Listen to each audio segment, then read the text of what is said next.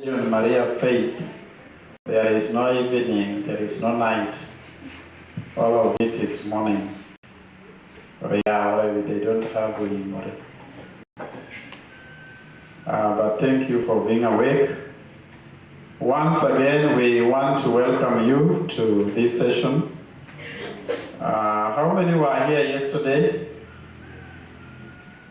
Okay, thank you for coming again. We are continuing with our studies in the book of 1 Samuel. We began with chapter 16 and we are moving on to chapter 17. We are almost through with chapter 17 and we will go to chapter 18. All of it is still about the David and the Philistines' war. Now, today we are looking at making yourself available and investing in the good of others. Making yourself available. Like you are now available here, that's good, but there is also availability required elsewhere. And investing in the good of others. I can remember before I come to the story of David, there is this story in John chapter 6 about feeding the 5,000. Jesus was with his disciples. How many disciples were there? 12, eh? Any other answer?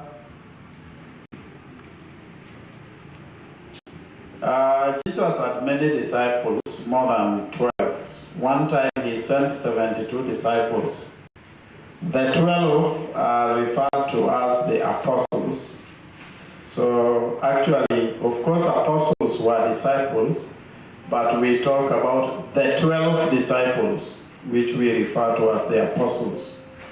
They were like a church, like when I was in Kenyari, I was having about 10, 11 elders, working with 11 elders. I don't know, Lukinya, how many you are here. So I was almost having 12. Now, these disciples were like elders. They were very close to Jesus. Whenever he preached, whenever he went, they were with him. So he was by the side of Lake Galilee. A multitude came. They were listening to him preach. And seemingly, they looked like they were hungry. And Jesus asked one of the disciples, called Andrew, where can we get food to give these people? But Andrew scanned the population, looked at the multitude, and he told Jesus, even if we had 7 months' wages, we would not feed these people. In short, the request of Jesus is not attainable, according to Andrew. Is it Andrew or Philip? You need to check. I think it was Philip. Those who do business, accounts, they say when the demand is high, what happens to the supply? Yeah?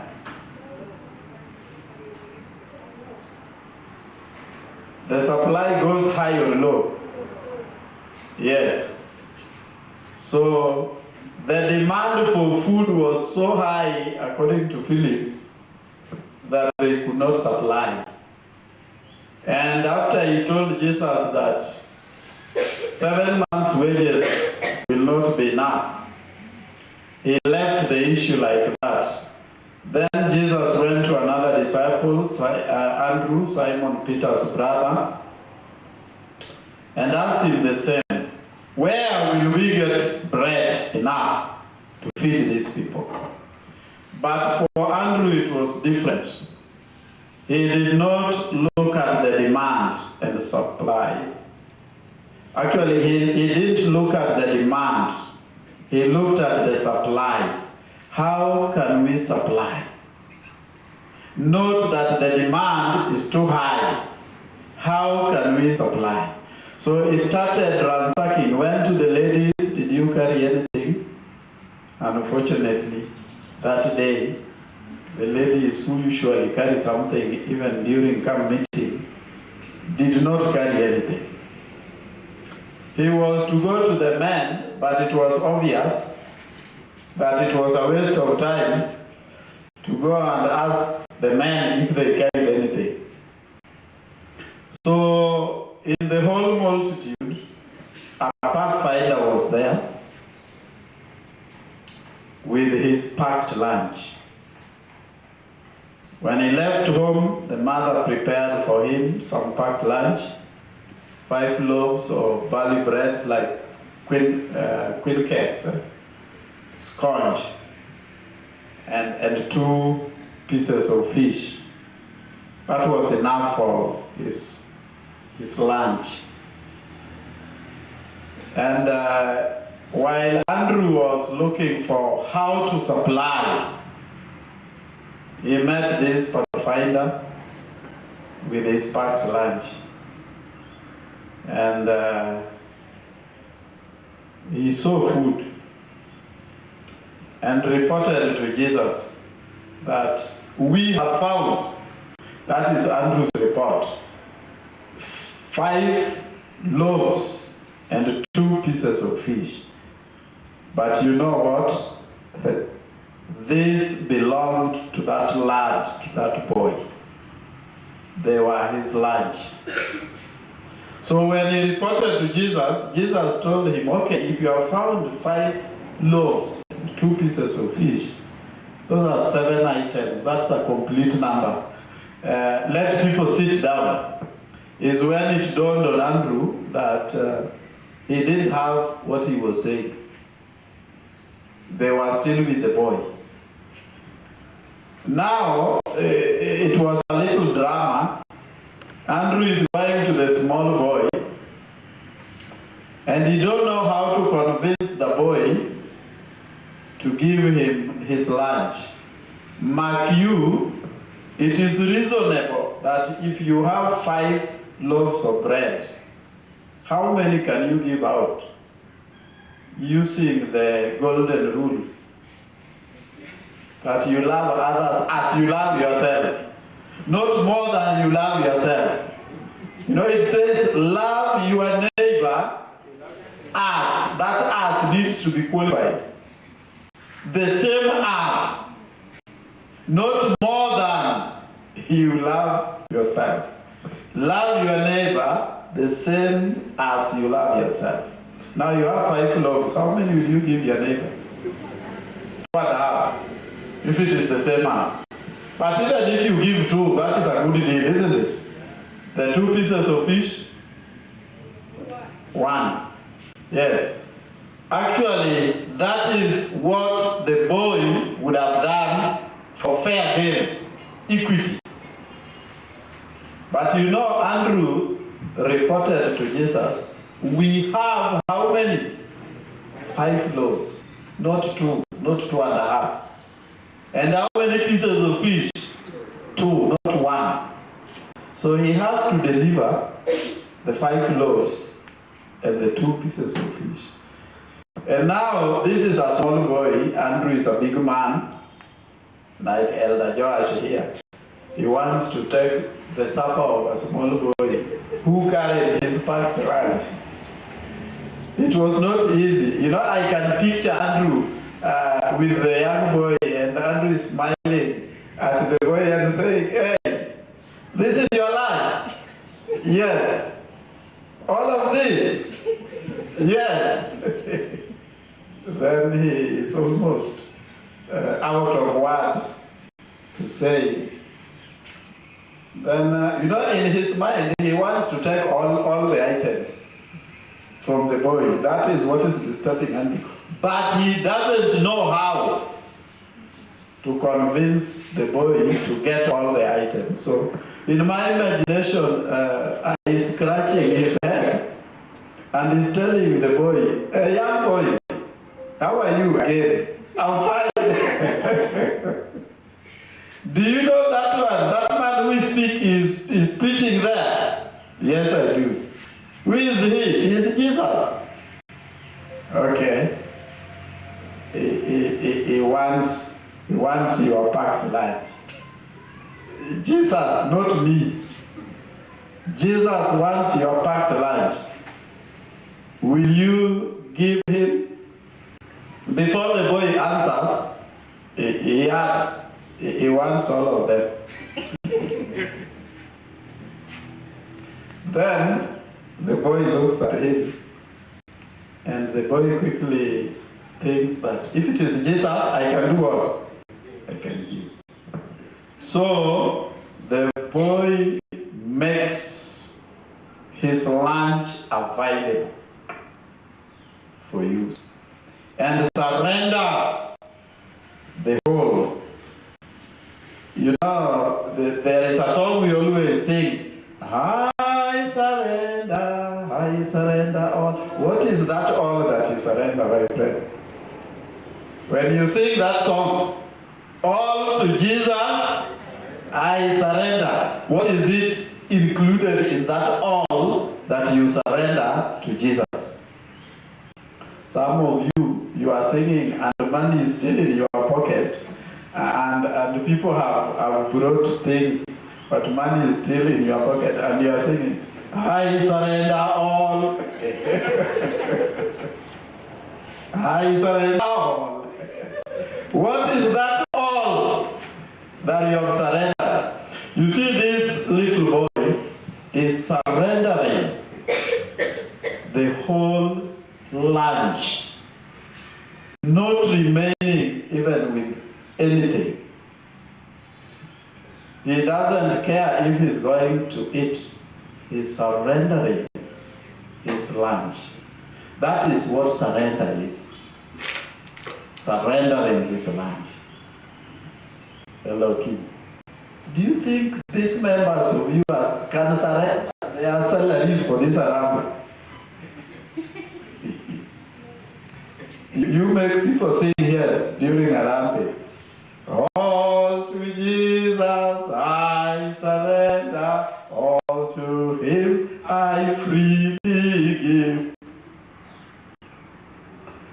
So the boy, the lad, surrenders. He makes available his lunch. My question is, this boy who surrendered all his lunch, did he eat lunch that day? Yes. What shows that he ate? Huh? When you are answering questions, you must select also your answer. What shows that he ate? Yes. Don't say many words. Yes, madam. Yes, correct. There were 12 baskets remaining after everybody had eaten. That assures us that he ate because of the remains that were collected.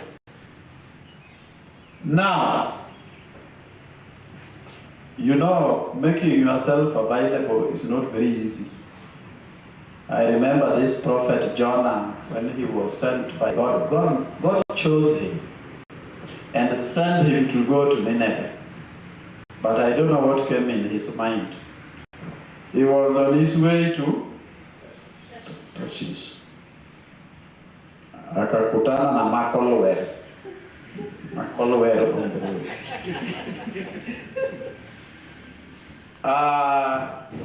Was he readily available for the mission. But that is a sermon for another day. Why did Jonah decide not to go to Nineveh? Why was he running away? Was he really available to be used by God? I want us to conclude with our message today, making yourself available and investing in the good of others. The good of others in the young boy's story is that he made everybody eat, although Jesus performed a miracle. But whenever Jesus performs a miracle, he does not perform it ex nihilo. That is another. That is Greek or Hebrew. You know, he does not perform a miracle out of nothing. When God was asking Moses, they were almost crossing the Red Sea. God asked him, "What do you have in your hand?"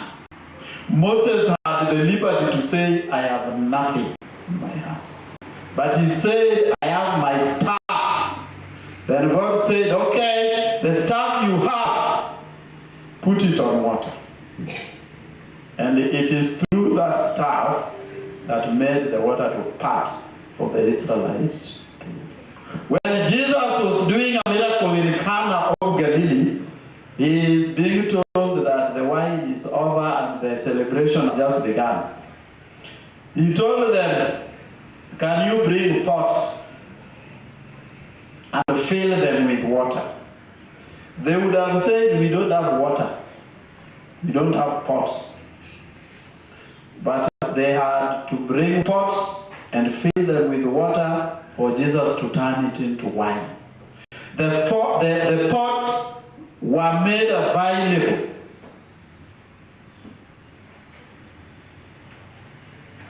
to be turned into wine, and so on and so forth. When you make yourself available, probably you are not only helping yourself, you are not only helping yourself, you are going also to help others by availing yourself. In the story we are given today, we are told that David was not a super ordinary human being. He was just like us, King David. Or David at that time was not a king. He was a boy, and he was sent by his father to take food to his brothers who were in the army of Saul, of King Saul. The first three, Eliab, Abinadab, and Shammah. They were part of the army. The father sent him to take them food and also see how they are doing. And David went, and he took food that he was given, and he talked to Eliab and others. But he saw Goliath coming out and defying, insulting the name of God. David was supposed to go back home. He would have said, "I am not a warrior. My business here was to bring food for my brothers. I'm going home." But when he saw Goliath, he was disturbed. And he went to King Saul and asked King Saul. Can somebody read verse 32 of chapter 17 as we near our conclusion? We are in 1 Samuel chapter 17, verse 32. It says, Then David said to Saul, Let no man's heart fail because of him. Your servant will go and fight with this Philistine. And Saul said to David, You are not able to go against this Philistine to fight with him, for you are a youth, and he is a man of war from his youth. What here happened? David is simply saying, I'm available. If there is nobody available in Israel, I'm available. I will go and fight him. He was not a trained professional soldier, but he availed himself. Madam, you may not be a banker, but we need some money from you for building the church.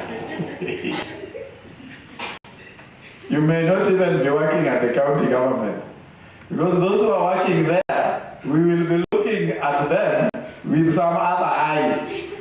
But they work in the county. If he gives us 500 shillings, we will scratch our heads.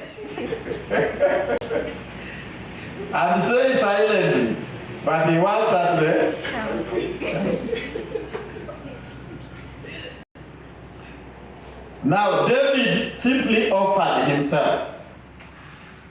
I will go. He was telling the king, don't worry, Mr. King. You know, the king is looking at the one saying, don't worry. I will go and fight. You know, yesterday we talked about the conviction. You know, while the Israelites, who is big here, today we don't have a big person here. I'm looking at somebody bigger. My friend, why don't you come? You, yes, just come. Just come. Yes, thank you for coming. You see, if you look at my chest and his chest, whose chest is bigger? His is bigger. The surface area of his chest is bigger than mine. So if you would look at Goliath, of course Goliath was much bigger. Your chest could get into Goliath's chest 4 times. David, mine was bigger than David. Now, the Israelites look at the giant that cannot be faced. But David was looking at the chest, the surface area of that chest, and you say, with this link, can I really miss this wide surface area? How can I miss? Even if I close my eyes and just close my sling, how can I miss such a big surface area? You know, it's not small like mine. Mine you can miss. But look at Goliath. Surface area, the chest, even if he closes his eyes. So, thank you. He was convicted and convinced that he's going to kill that man. So he's telling King, Mr. King, don't worry. Elder, don't worry. On the 15th, these people you see here will give you the millions you want. These people, don't underlook, overrate them. They will bring the money. They will avail themselves and avail the money. You see, that is also together with what we call faith. When that boy gave his lunch to Jesus, it did not worry him that he will not eat. No. When David availed himself, he's telling king, you know, going to king is another thing. Some people have never even beaten Ruto here, true or false? Yes. Me, the match I had done was to go next closer to Raila, but it's no longer there. And to only Raila. I'm still looking for opportunity even to greet the hands of Ruto. But David, next to the king of Israel, telling him, don't worry, don't worry. I'm going to fight that man. I'm going to fight him. So he makes himself available to go and fight him. You know, when David is going to fight Goliath, he is giving up something. It is a little bit risky, but he has to face it. He's giving up something to go and fight. In fact, his brother, the eldest brother, Eliab, seeing David loitering, the word is loitering and lingering around, was annoyed and told him, young boy, go back home and look after the cattle. Your business here is done. You are told to bring us food.